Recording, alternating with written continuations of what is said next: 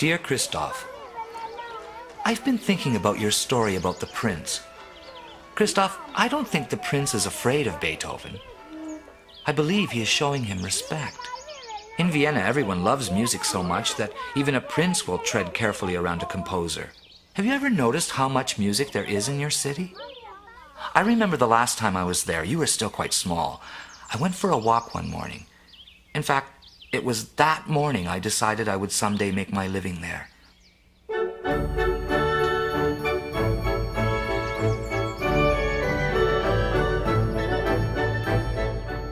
I was crossing the bridge near your house when I heard approaching from the direction I'd come a military band. I stopped to listen.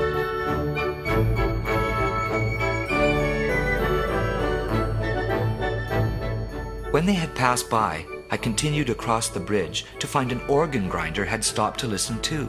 His little monkey, perched on his shoulder, leaned forward to look into his master's face.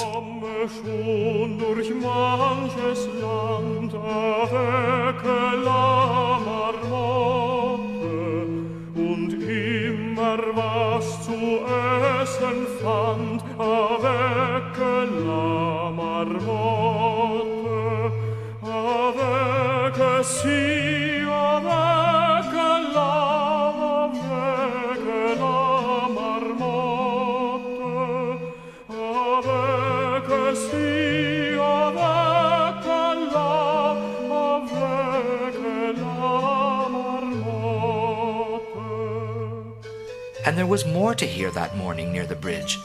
I met along the riverbank a troupe of country dancers. They had come to dance for money in the street.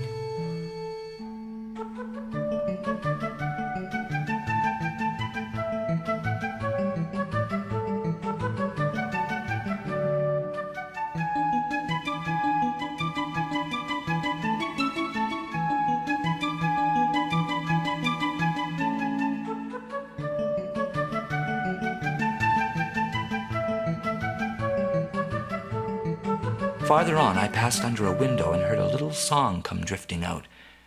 As I watched, an old woman came to the window, nodding her head to the tune. Perhaps it was her student who was playing.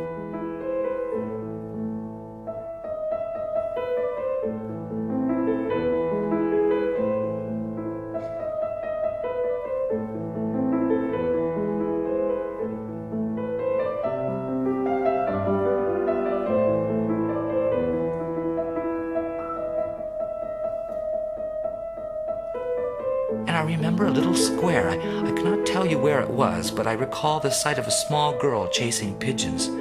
There were two gentlemen meeting and shaking hands, and I remember the hour striking on a tall city clock. The clock face opened, and a tiny woodsman came running out, chased by a tiny fox.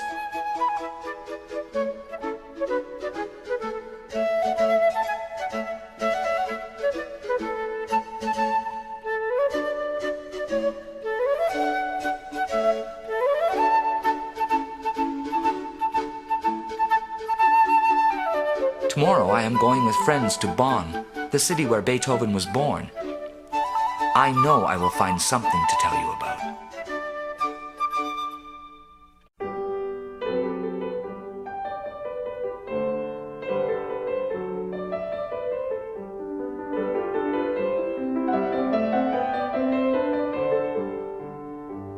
Dear Christoph, I have visited the place where Beethoven was born.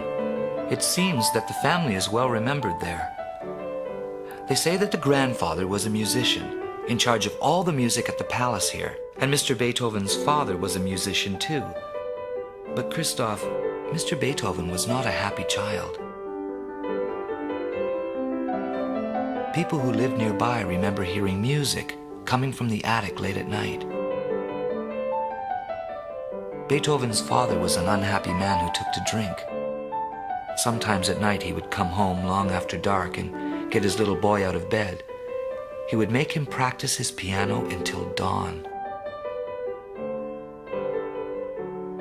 And so the little Beethoven would practice all night, tired and cold, and crying as he played.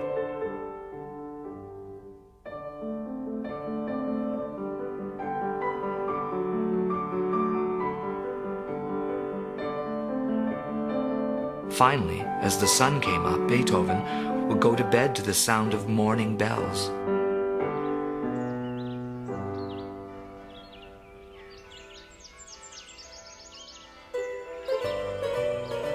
Dear Uncle, Mr. Beethoven has on his desk all sorts of bells. He has 4 ear trumpets as well, but you don't play music on them. They're to help him hear. He puts one end in his ear, and then you're supposed to talk in the other end, so he can hear you. But his nephew told me they really don't work. He came by today when Mr. Beethoven was out. He wanted his uncle to take him to The Dog of Montargis. It's a famous show right now. Its star is a dog who dances the minuet.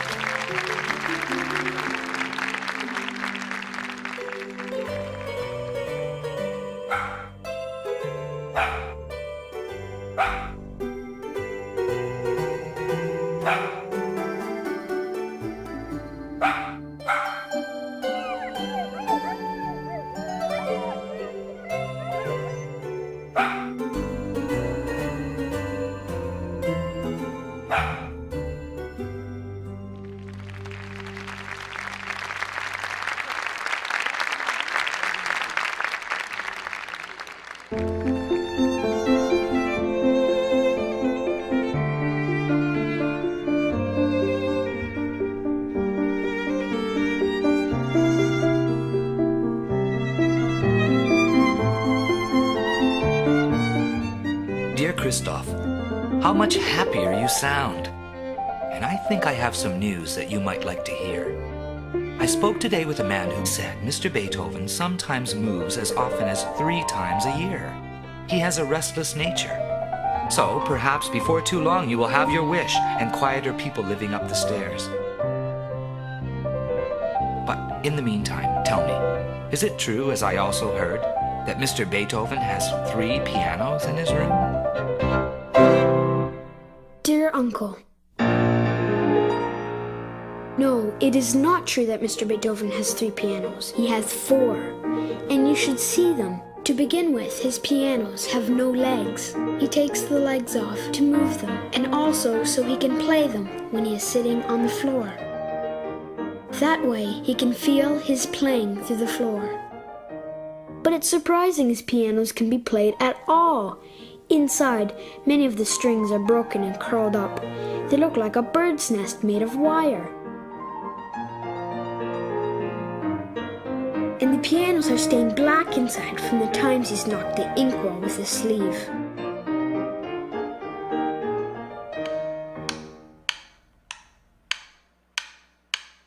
And Uncle, one more thing.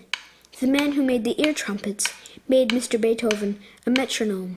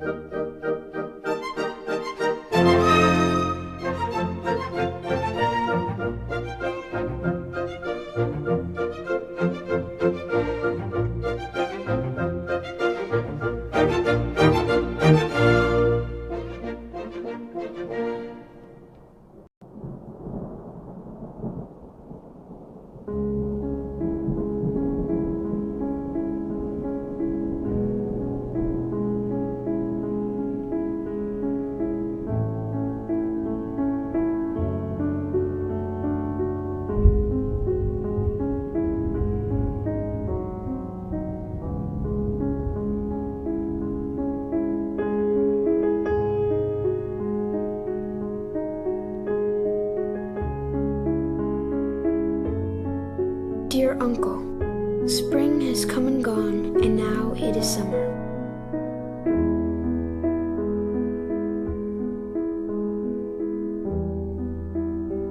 The house is quiet because Mr. Beethoven has gone to Baden. He's gone to find a house where he will spend the hottest months. He said he will be back tomorrow before lunch.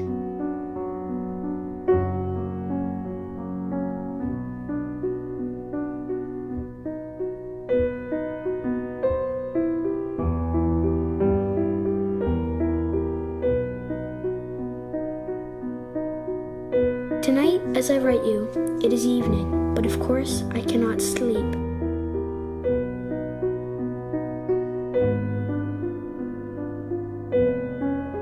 From my room, I can hear Mother playing as she used to when I was small.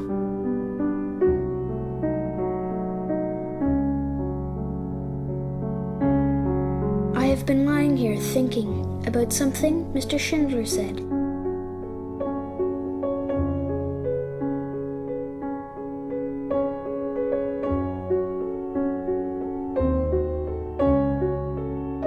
He said, Mr. Beethoven works so hard because he believes that music can change the world.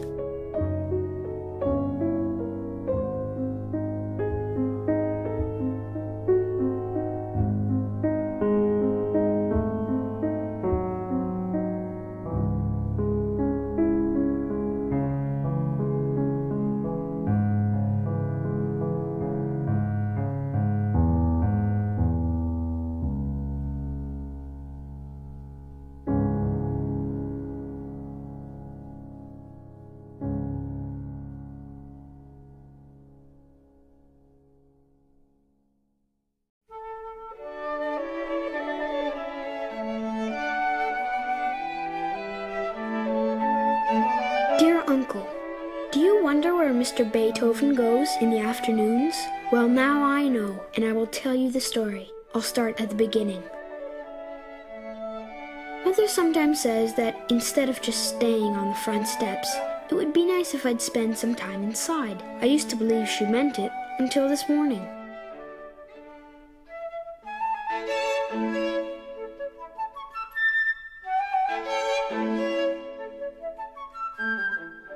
I thought of something to play with the twins. I rolled up a bit of cardboard like an ear trumpet. I put one end in little Teresa's ear. I said, "Good morning, baby!" very loud, and she started to scream. Mother said it hurt her, so I went outside again and sat in my usual place on the step. Then Mr. Schindler came downstairs. He said to me, "The master needs new pencils," and off I went to the shop. When I came back, he was gone. No one was upstairs but Mr. Beethoven, and he was writing at his desk. I stamped my feet on the floor to get his attention, and when he didn't notice, I stamped harder, until at last I was stamping as hard as I could, and then suddenly he turned around and saw me. He looked surprised to see me. Then he started to laugh. He said, "Why, it's the little gatekeeper. When he laughs, he sounds like a lion." So he took me with him on his walk. We walked outside Vienna and into the tall woods, and then past the woods and into the fields. We stopped by a little brook.